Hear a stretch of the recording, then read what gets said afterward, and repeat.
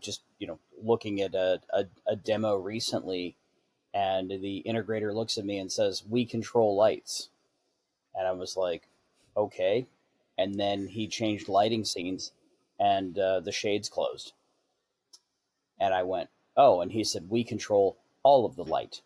That reminds me of a Spira statement when Lutron got into shading, that they can't say they control lighting if they don't control the largest luminary known to man.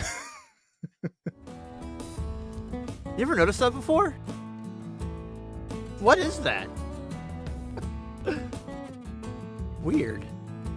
On this episode of ResiWeek, we talk HTSA energy, virtual lighting, Jasco in development, and CEDIA certifications. All this and more on this episode of ResiWeek.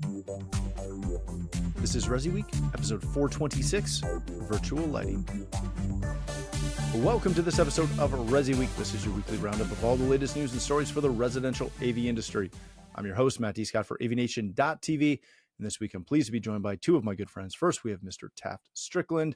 He's the dude over at Just Add Power. How you doing, Taft? I'm good. I'm very good. Excellent. Thanks for being here. Then we have Mr. Bob Archer. He's the senior editor over at CE Pro. How you doing, Bob? Awesome. And you, Matt? I am doing fantastic. It's almost summer here, it seems now. All right, gentlemen, let's kick this off with a story that comes to us from CE Pro. HTSA's 2024 Spring Conference provides a shot in the arm for its members. The slogan of the show was Energize, and there's a bunch of really good information in that article. Go read through it. One of the things that was very interesting is they started talking about energy, hence the name of the show, specifically the energy deficit that seems to be fairly prevalent throughout the industry right now, talking about how not only are everyone who's working in the industry seemingly a little worn out, but how important it is for leaders to energize their people as much as possible. Taft, let me start with you on this. Do you think that there is a major energy deficit right now, leading to burnout? Is it just kind of everyone's talking about it, so it must be there, or are you dealing with it yourself? Well, I think, hopefully I don't use any stupid, key phrases that people are tired of hearing, but I think burnout's a real thing. And top to bottom, I've seen it. I've seen it with my kids. I've seen it with employees. I've seen it with, integrators that are customers and friends. And I've seen it through basically every vertical. My wife's in a completely different industry, and I've seen it there. And I think part of it is things have changed so much, and for a while everybody kind of had to pivot. And so it's like, let's take everything you were doing before, let's throw it up in the air, let's jumble it, let's change how it's done, let's make it more complicated, and let's continue to do it. And I kind of feel like people are adjusting back to the world as we knew it. And that's taken a little bit of adjustment.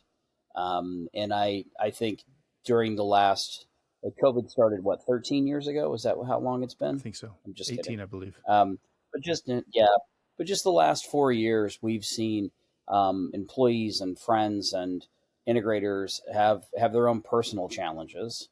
And I think it's just really kind of piled onto people. I think when you worry about work and then you worry about your kids' well-being, and you just kind of put it all on your back. And I think that's really where it comes from. What I've seen is, I think it's less now than it was a year and a half, 2-3 years ago.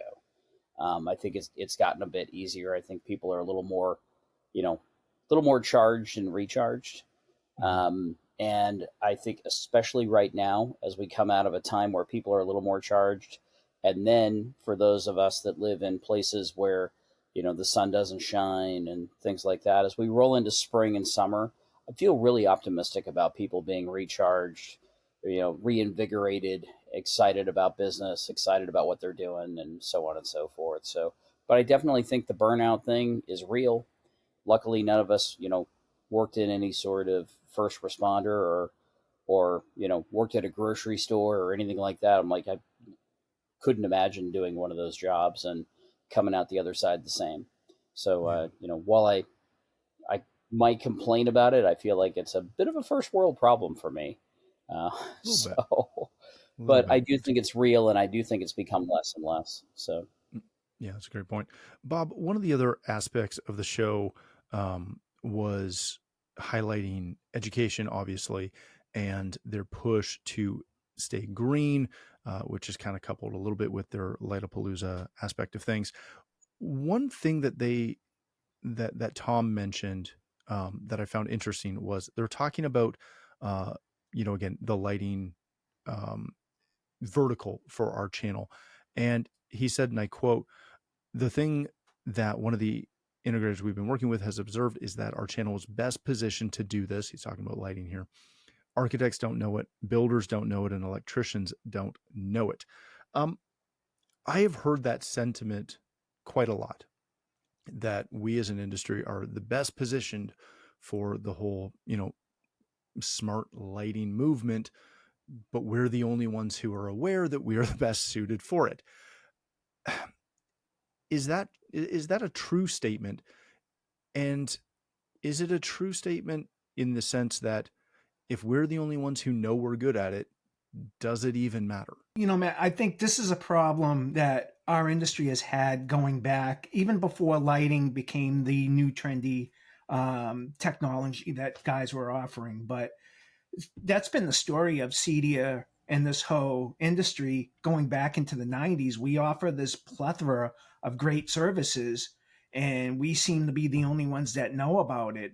Over the past several years, um, more have learned about it as some of these technologies and solutions have become more mainstream.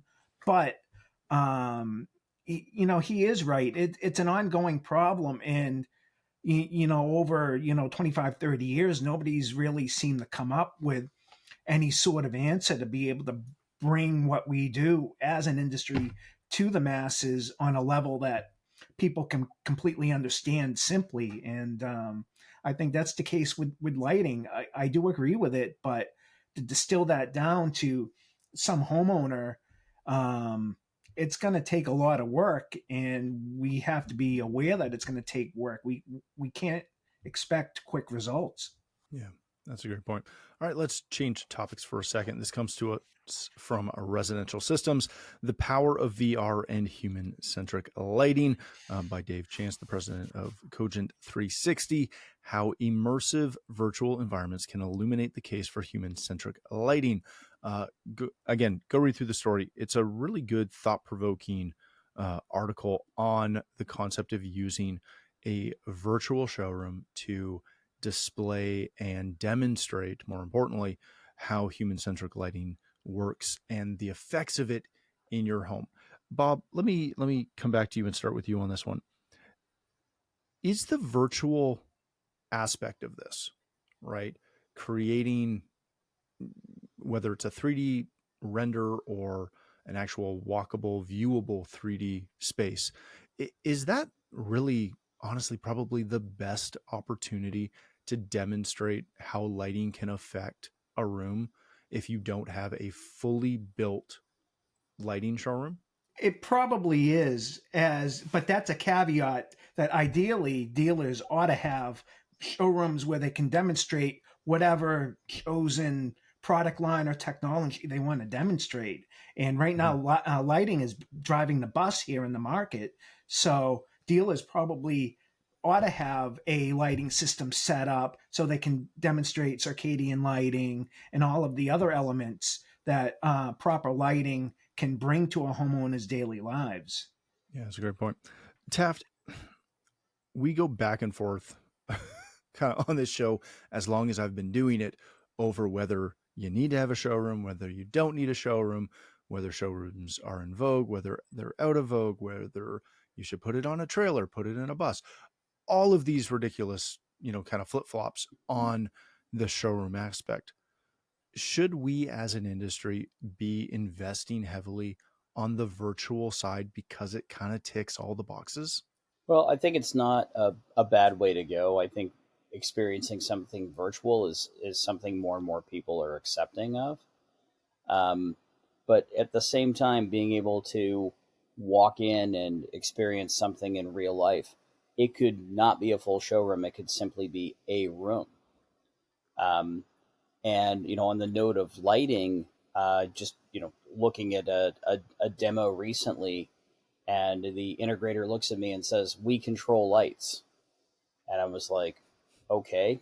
And then he changed lighting scenes, and the shades closed, and I went, "Oh," and he said, "We control all of the light."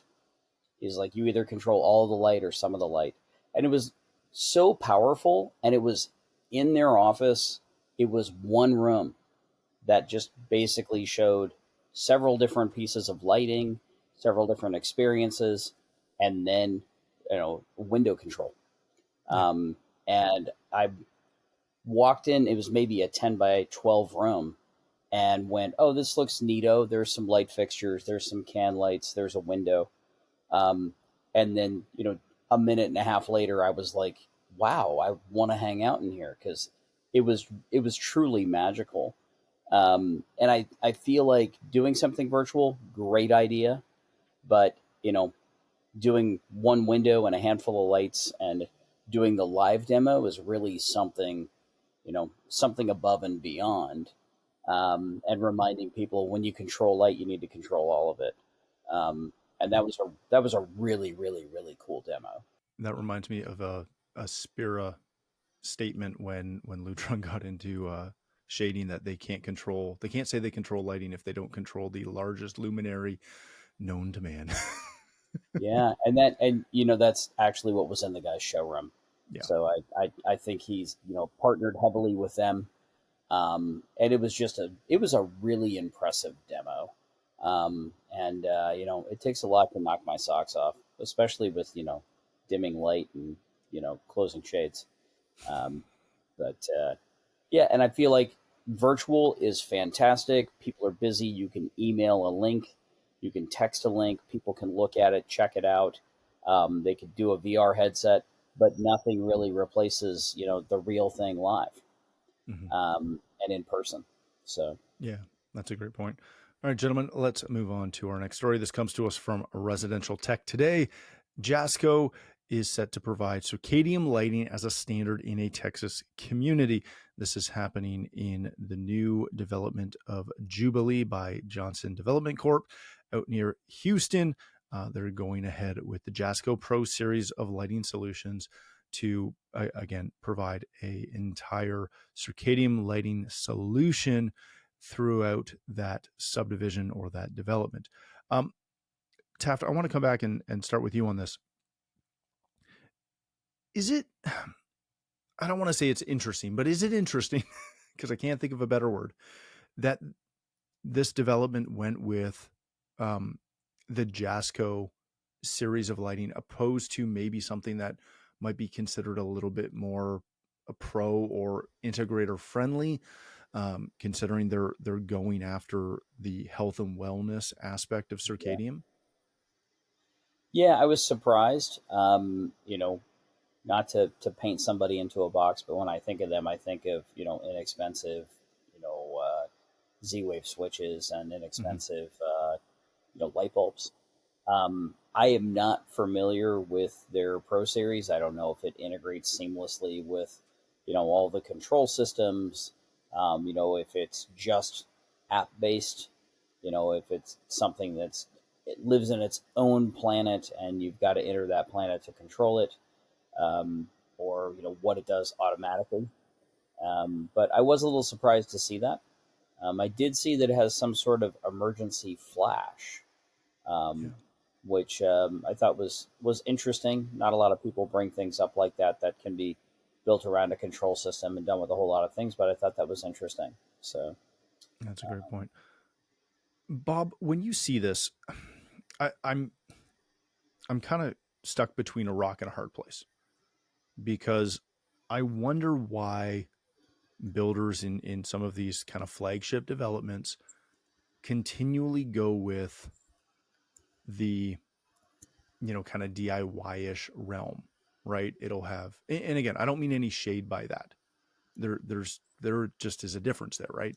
They'll go with Ring doorbells and alarm.com stuff and a basic Wi-Fi package and all of the stereotypical DIY solutions.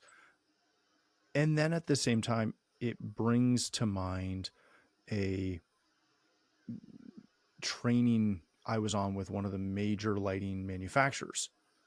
And I was the only integrator in the training with a bunch of other high-level interior designers. And I asked the question of, how does this integrate? How does your solution integrate with everything that we play with on a daily basis? And they said, oh yeah, it does. But we've created our own app because customers just like it and it just works. And they don't want to connect everything else. Is that the driver behind why developers kind of don't typically look in our direction? They look more mainstream. Well, to be honest, and I'll put a disclaimer on this. This is my opinion, not your opinion, not week or anyone else's. But it comes down to money. They want to market this as this high end smart home amenity, but they want to put the fewest amount of investment dollars into it. And we know the track record of the building industry. If you look back to the late 2000s and what the building industry did to the economy. And I give them credit for at least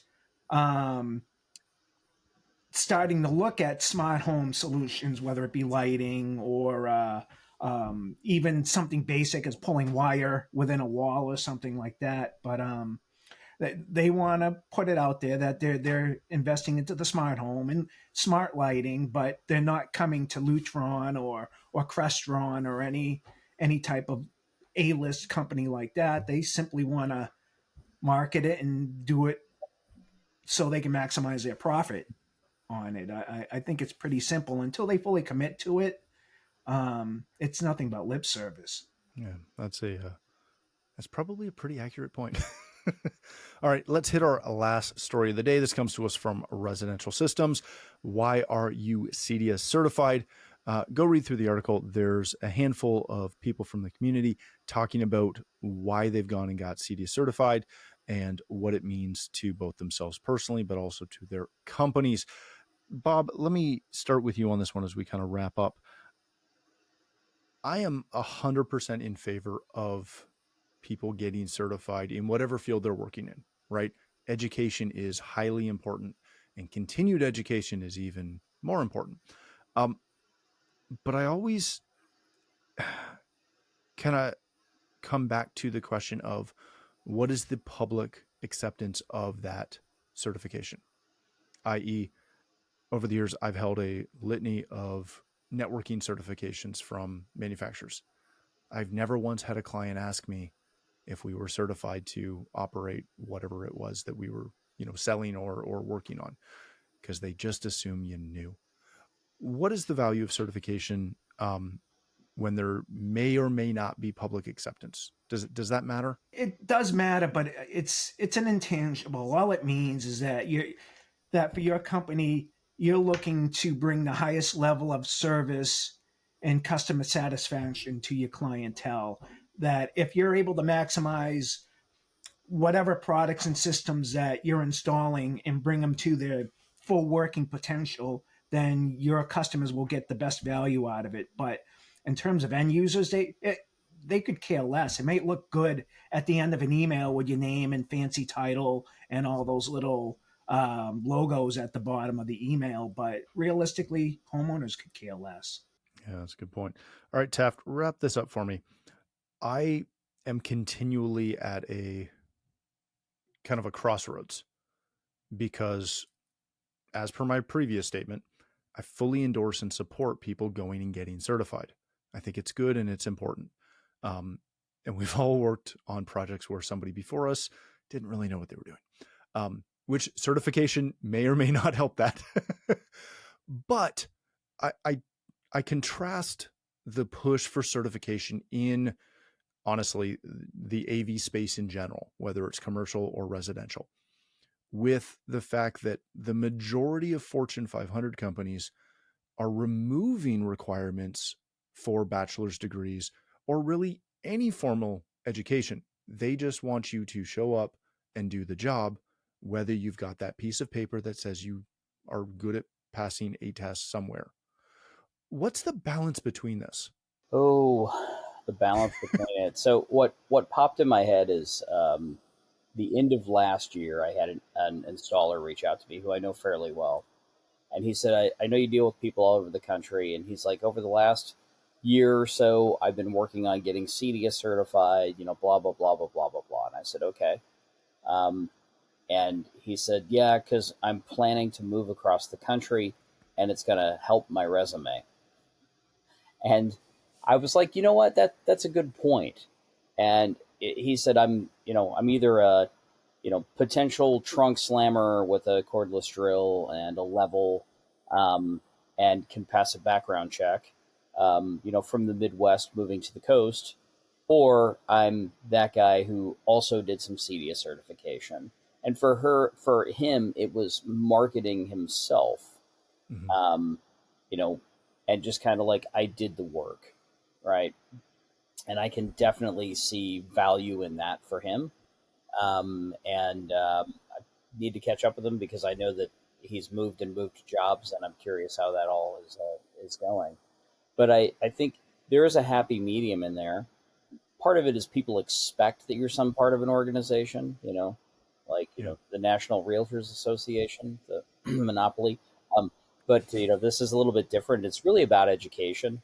Um, but I don't know that you know it's going to really resonate with consumers. Maybe 1% or something, but Yeah. I don't really see it resonating. But as far as education purposes, growing your company, growing yourself, your own personal brand, I see value in it. That's a great point. I want to just share a funny anecdote that I've kind of been collecting the last 6 months from some of my clientele. Uh, I've been asking them what their impression of people or our company would be if, again, at the end of every email, if we had all these certifications, and if every time we tried to close a deal, we talked about the certifications that we hold and all these accolades and all this other stuff. Um, Mainly because I'm always curious with this stuff. And I'll preface that the majority of these people that was talking to and have been talking to, they're all professionals. They all have degrees, and they went to med school, or they went and got their legal degree, or something like that, right? They're not the entrepreneurs who came from nothing and never went to school. The feedback I got from them was that if I were to do that every time we're pitching them, and they didn't have any previous experience with us, that either we must be brand new because we're pitching all this stuff, or we must not really know what we're doing, which is why we're pitching all this stuff, which I just found very interesting to see that that was the takeaway. And it got me thinking of, I've never asked to see my doctor's diploma, or, a surgeon's diploma, or the dentist diploma, or my lawyer's diploma, even though they all have them up on the wall.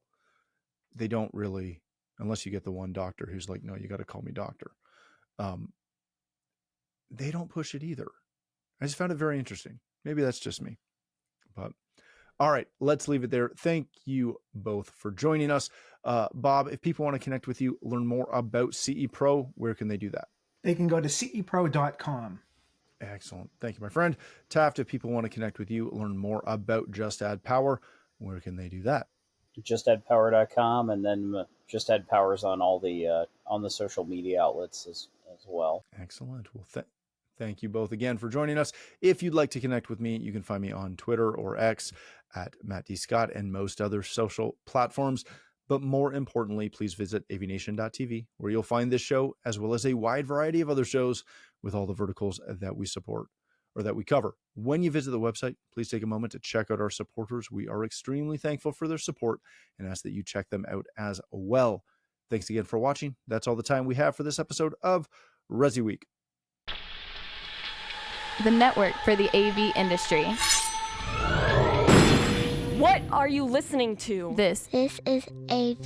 This is AV Nation. This is AV Nation.